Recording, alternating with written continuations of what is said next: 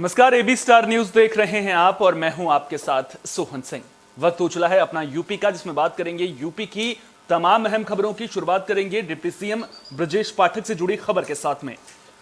दरअसल यूपी के deputy CM Brajesh Pathak Agra पहुंचे। उन्होंने सबसे पहले पुरुषोत्तम दास Savitri Devi cancer care hospital में पेट सिटी स्कैन मशीन का उद्घाटन किया। उसके बाद ब्रजेश पाठक ने national chamber of industries and commerce के संवाद कार्यक्रम में शिरकत की और फिर आखिर में जिला अस्पताल में व्यवस्थाओं का निरीक्षण भी किया।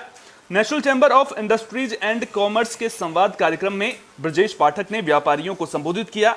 इस दौरान उन्होंने कहा कि पहले यूपी अपराधियों, टूटी सड़कों और अपहरण के लिए जाना जाता था, लेकिन 2017 से योगी सरकार में यूपी की जनता भयमुक्त हो गई है और सीएम योगी आदित्यनाथ व्यापारियों के लिए हर संभव सहूलियत देने में लगे हुए हैं। डिप्टी सीएम ने बताया कि उनके सामने व्यापारियों ने कई मांगे रखी हैं, जिन पर जल्द अमल लाने की कोशिश की जाएगी। जिला अस्पताल में निरीक्षण के दौरान डिप्टी सीएम व्यवस्थाओं से खुश नजर नहीं आए। हालांकि साफ सफाई को लेकर के उन्होंने बेहतर व्यवस्थाएं करने के भी निर्देश दिए हैं, रंग रोगन करने के भी आदेश दिए हैं। बाकी व्यवस्थाओं को लेकर डिप्टी सीएम ने खुशी जाहिर की है।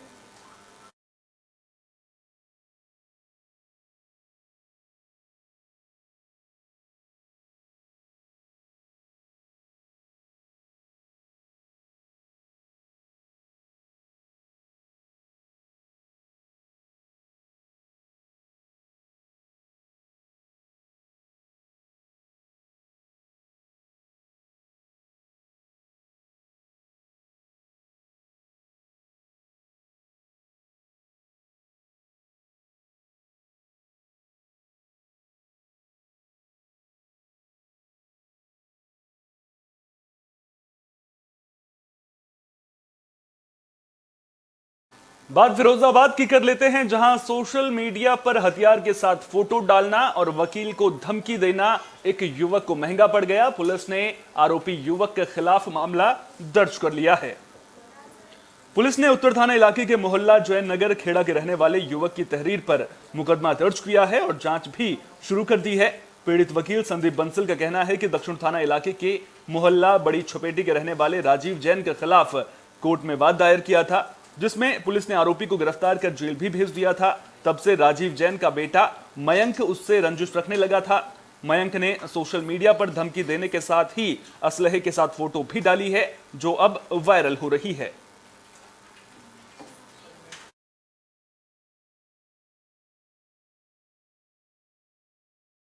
बात गोंडा की, जहां पूर्व ब्लॉक प्रमुख की दबंगई का वीडियो सामने आया है। आरोप है कि पूर्व ब्लॉक प्रमुख हथियार और अपने साथियों के साथ जमीन पर कब्जा करने की नीयत से पहुंचा था। पूर्व ब्लॉक प्रमुख ओम प्रकाश सिंह पर यह गंभीर आरोप लगा है। इस दौरान दबंगों ने असलहा लहराते हुए फावड़े से पीड़ित को दौड़ाया भी। जानकारी के मुताबिक मामला कोर्ट में विचाराधीन है। पुलिस मामले की जांच कर रही है।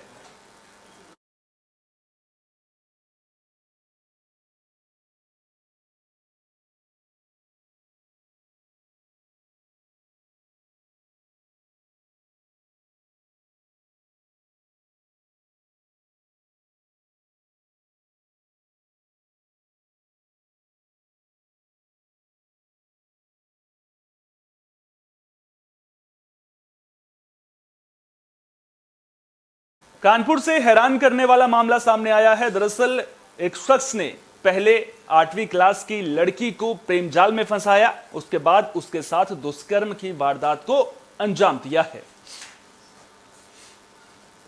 इतना ही नहीं, आरोपी युवक ने छात्रा के सीने पर ब्लेड से नाम भी लिख दिया। साथ ही धमकी दी कि अगर छात्रा ने उसे घर से पैसे लाकर नहीं दिए तो वो उसका वीडियो वायरल कर देगा। डरी सहमी छात्रा ने धीरे धीरे घर में बड़ी बहन की शादी के लिए रखे 10.5 लाख रुपए अटैची से निकालकर 1 महीने में ही आरोपी को दे दिए। जब छात्रा बीमारी का बहाना बनाकर 1.5 महीने से स्कूल नहीं जा रही थी, परिजनों ने घर में रखी अटैची खोलकर भी देखा तो उसमें भी उन्हें पैसे गायब मिले थे। परिजनों ने लड़की से पूछताछ की तो उसने सारी जानकारी दे दी। पीड़ित परिवार ने मामले की शिकायत पुलिस कमिश्नर से की, जिसके बाद थाने में एफआईआर लिखने के आदेश दे दिए गए हैं। पुलिस की टीम आरोपी की तलाश कर रही है। ये है कि जो मेरी बहन है, तो ये हुआ था कि हमारे घर में पैसे ऐसे धरे थे। जब वो चीज़ पैसे ऐसे मतलब हम लोग ने चेक किया, वो पैसे पता चला गायब हुए। तो हम लोगों ने फिर पूछताछ की सबसे, तो पता चला कि फिर इस बहन ने हमें बताया। उससे जब बहुत ज़्यादा पूछा गया तो वो इतने डर में थी कि वो पहली बात तो बता नहीं पा रही थी। जब उसने 2 घंटा 4 घंटा हमने पूरी रात उससे पूछा, तब जाके उसने 3 बजे कबूला ये बात कि हमारे साथ ये घटना घटित हो रही है। क्या घटना घटी? मतलब ये हो रही कि उसकी हो गई इंस्टाग्राम से दोस्ती, ठीक। फिर ये हुआ कि उस लड़के ने उसकी अश्लील फ़ोटोज़ और वीडियोस के ज़रिए उसको ब्लैकमेल करने लगा। वो जब 1.5 महीने से स्कूल नहीं जा रही थी, उसके पेपर चल रहे हैं, वो इस वजह से स्कूल नहीं जा पा रही डर के मारे।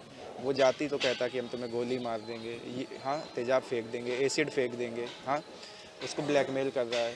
उससे उसने 10,50,000 रुपये ले लिए हैं, मंगलसूत्र ले लिया है, और वो ब्लैकमेल कर रहा है। उसके पास फ़ोटोज़ हैं। देखिए, थाना क्षेत्र ग्वालटोली में एक तहरीर पे मुकदमा इसमें दर्ज किया गया 376, 384, 504, 506, 406 और 3/4 पॉस्को एक्ट में। इसमें जो वादिया की तरफ से जो तहरीर दी गई थी, उसमें मुकदमा अमन करके एक व्यक्ति है, तो उसके ऊपर कुछ जो आरोप लगाए गए थे उस पर हम लोग जांच भी कर रहे हैं, मेडिकल की भी सारी चीज़ें कर रहे हैं और जल्द से जल्द इसको पकड़ने की। औरैया के दिबियापुर थाना इलाके से भी हैरान करने वाली खबर सामने आ रही है। आरोप है कि जब एक महिला चौकी पर खाना बनाने के लिए पहुंची तो उसके साथ दारोगा और सिपाही ने छेड़खानी की। पति की तहरीर पर पुलिस ने मुकदमा दर्ज कर लिया है। एसपी के आदेश पर दारोगा और सिपाही के खिलाफ छेड़खानी समेत कई गंभीर धाराओं में मुकदमा दर्ज किया गया है। पुलिस ने दोनों के खिलाफ जांच भी शुरू कर दी है। मामले की निष्पक्ष जांच के लिए चौकी इंचार्ज को चौकी से हटाकर दूसरी जगह पोस्ट कर दिया गया है। ये प्रकरण इस प्रकार से है कि मेरे जन सुनवाई में एक महिला आई थी जिन्होंने एक प्रार्थना पत्र दिया था, जिसमें उन्होंने कहा कि चौकी प्रभारी प्लास्टिक सिटी ने उनके साथ छेड़खानी की और उसका विरोध करने पर उनके पति का चालान कर दिया गया। तो प्रकरण की गंभीरता के दृष्टिगत तत्काल मेरे द्वारा जांच एडिशनल एसपी औरैया को हस्तगत की गई। स्वयं मौके पर जाकर उन्होंने जांच की है। जांच आख्या अपेक्षित है। इसमें प्रकरण गंभीर था। इसको देखते हुए अभियोग भी पंजीकृत कर लिया गया था। समीचीन धाराओं में 17(3) को ही अभियोग पंजीकृत हो चुका है। अलीगढ़ रेंज के नए डीआईजी आनंद कुलकर्णी पहली बार एटा दौरे पर पहुंचे। इस दौरान उन्होंने पुलिस कार्यालय में नए बने भोजनालय का उद्घाटन किया। साथ ही पुलिस कर्मियों को भी जरूरी दिशा निर्देश दिए हैं। जिले के लोगों और जनप्रतिनिधियों के साथ गोष्ठी का आयोजन कर उनकी समस्याएं सुनते हुए भी डीआईजी नजर आए। समस्याओं के समाधान के लिए जनता से सुझाव भी मांगे गए। डीआईजी ने पुलिसकर्मियों को जनता की समस्याओं का निस्तारण करने और कानून व्यवस्था बनाए रखने के निर्देश दिए हैं। आज ये मेरी पहली मीटिंग थी जिसमें सभी से परिचय हुआ और यहाँ की एटा जनपद के क्राइम और लॉ एंड ऑर्डर की संवेदनशीलता के बारे में एक ब्रीफिंग मुझे प्राप्त हुई है और सभी के द्वारा थाना प्रभारियों के द्वारा भी बताया गया है। मुख्य रूप से 3 से 4 बिंदु है जिनके ऊपर सबको निर्देश दिए गए हैं। इसमें सबसे महत्वपूर्ण पॉइंट है माफिया और जो अपराधी है उनके खिलाफ एक जीरो टॉलरेंस की रणनीति के तहत हम लोगों को कार्रवाई करनी है। आगे आने वाले लॉ एंड ऑर्डर हैं उनकी भी तैयारी करनी है और वहाँ पे भी हमें जनता के बीच जाके उनसे संवाद स्थापित करना। बात औरैया जिले की कर लेते हैं, जहां पर मुख्यमंत्री सामूहिक विवाह योजना के तहत कार्यक्रम का आयोजन किया गया। इस दौरान 120 जोड़े शादी के बंधन में बंधे हैं। 117 हिंदू और 3 मुस्लिम जोड़ों ने एक दूसरे का जिंदगी भर साथ निभाने की कस्में खाई। कार्यक्रम के दौरान डीएम समेत कई प्रशासनिक अधिकारी भी मौजूद रहे। सभी ने प्रणय सूत्र में बंधे जोड़ों को आशीर्वाद दिया। बता दें कि योजना के तहत सरकार 51,000 रुपए खर्च करती है, जिसमें से 35,000 रुपए लड़की को नगद दिए जाते हैं और बाकी पैसों से गृहस्थी का सामान खरीद कर दिया जाता है। डीएम ने बताया कि जिले में इससे पहले 654 जोड़ों का विवाह संपन्न कराया जा चुका है। इस योजना में ये हमारा चौथा प्रयास था। हमने 3 कैंप इसके पहले लगवाए थे, जिसमें हमारा 654 के आसपास हो गया था। आज का हमारा पंजीकरण था 125 का, जिसमें अब तक 2 बजे तक जो है 120 जोड़े आ गए हैं। तो 120 जोड़ों का विवाह हुआ, जिसमेमें 118 हिंदू परिवार और 2 मुस्लिम, 117 हिंदू परिवार, 3 मुस्लिम परिवार हैं। और टोटल अगर चारों का मिला के करें तो अब तक हम 775 सामूहिक विवाह हमारे हो चुके हैं, जिसमें से 15 मुस्लिम परिवार हैं। अभी हमारा लक्ष्य में 100-150 की कमी रह गई, बस इससे ज़्यादा रजिस्ट्रेशन हुआ नहीं। कोशिश करेंगे अगर 31 तारीख तक कुछ हमारे और रजिस्ट्रेशन हो जाते हैं तो एक हम छोटा सा और कार्यक्रम कर लेंगे और लक्ष्य के 100%। बागपत के दिगंबर जैन कॉलेज में रोजगार मेले का आयोजन किया गया, जिसमें हजारों छात्र छात्राओं ने शिरकत की। आपको बता दें कि बड़ौद के दिगंबर जैन कॉलेज में यह नवा रोजगार मेला था। 4000 वैकेंसी पर छात्रों को शॉर्टलिस्ट करने के लिए मेले में 38 कंपनियां पहुंची थी। रोजगार मेले के दौरान बागपत सांसद सत्यपाल सिंह ने जिले के छात्र छात्राओं की तारीफ की। उन्होंने कहा कि जिले के बच्चे ईमानदार और मेहनती हैं और कंपनियों को काम करने के लिए ऐसे बच्चे कहीं और नहीं मिलेंगे। उन्होंने बताया कि पहले भी जिले में 8 रोजगार मेलों का आयोजन किया जा चुका है, जिसमें हजारों छात्र छात्राएं रोजगार प्राप्त कर चुकी हैं।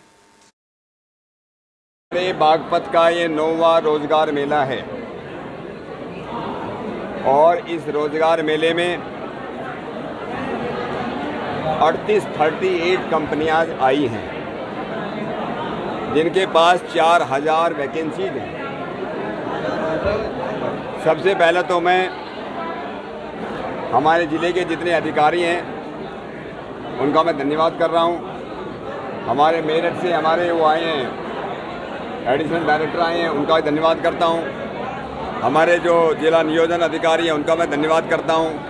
एम्प्लॉयमेंट रोजगार अधिकारी हमारे राजकमल जी, और मैं सभी बच्चों को मैं एक बात कही है कि सबको बागपत का अनुशासन का परिचय देना है। सब लोग फिरोजाबाद में एक किसान की करंट लगने से मौत का मामला सामने आया है। परिजनों ने बिजली विभाग की कार्यशैली को लेकर सवाल खड़े किए हैं। मामला नगला खंगर थाना इलाके के फतेहपुर नसीरपुर गांव का है। जानकारी के मुताबिक गांव के रहने वाले आदेश खेत से ट्रैक्टर लेकर वापस आए थे। इसी दौरान बिजली पोल से करंट लगने से उनकी हालत बिगड़ गई थी। परिजनों ने आदेश को शिकोहाबाद जिला संयुक्त चिकित्सालय में भर्ती भी कराया, जहां डॉक्टरों ने उन्हें मृत घोषित कर दिया। परिवार के लोगों ने बिजली विभाग पर लापरवाही का आरोप लगाया है। ये घटना, ये ट्रैक्टर लेके आ रहा था, ट्रैक्टर खड़ा करके जैसे ही घर की तरफ आया, वहाँ खम्भा खड़ा था और खम्भे से तार पता नहीं क्या उसके पैर से पड़ गया, वहाँ पे गिर गया। आवाज़ आई तो एक मैं भाग के आया, तब तक ये पड़ा मिला। हमने डंडे मारे, इसमें हटाया, फिर हमको 2-4 सांस मिली, लेकिन लट्ठे की हमने काफ़ी लापरवाही की गई। ने बिजली विभाग वालों ने उनसे कहा है कि इसकी देखभाल करो, नहीं करते। एक तार भी वहाँ पर लटक रहा है ऊपर से, अर्थ का पता नहीं किससे करंट आया है। क्या मामला सर?